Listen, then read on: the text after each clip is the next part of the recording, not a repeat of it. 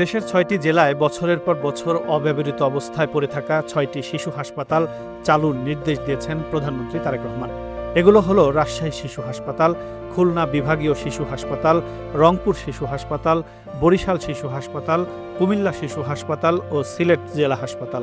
এছাড়া নীলফামারীতে বাংলাদেশ চীনমৈত্রী হাসপাতালের কাজও দ্রুত এগিয়ে নিতে পররাষ্ট্র মন্ত্রণালয়ের মাধ্যমে চীনা দূতাবাসকে সম্পৃক্ত করে দ্রুত কাজ শুরু করার নির্দেশ দিয়েছেন প্রধানমন্ত্রী।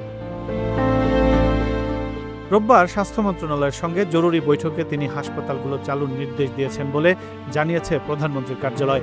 এ বিষয়ে প্রধানমন্ত্রীর কার্যালয়ের ফেসবুক পোস্টে বলা হয়, এসব অব্যবহৃত হাসপাতাল পরিদর্শন করে দ্রুত চালুর ব্যবস্থা করতে মন্ত্রণালয়ের সচিব সহ সংশ্লিষ্টদের নির্দেশ দিয়েছেন প্রধানমন্ত্রী।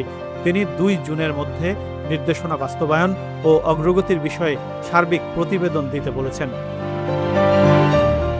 রংপুর, খুলনা, রাজশাহী, বরিশাল, সিলেট ও কুমিল্লায় ৩২০ কোটি টাকা ব্যয়ে নির্মিত আধুনিক ৬টি হাসপাতাল ভবন নির্মাণ হলেও বছরের পর বছর তা অব্যবহৃত অবস্থায় পড়ে আছে বলে সম্প্রতি প্রতিবেদন প্রকাশিত হয়।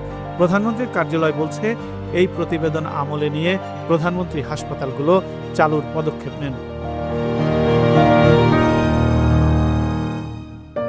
বৈঠকে আলোচনার কথা তুলে ধরে প্রধানমন্ত্রীর কার্যালয় বলছে, কুষ্টিয়া মেডিকেল কলেজ হাসপাতালটি আংশিক চালু রয়েছে।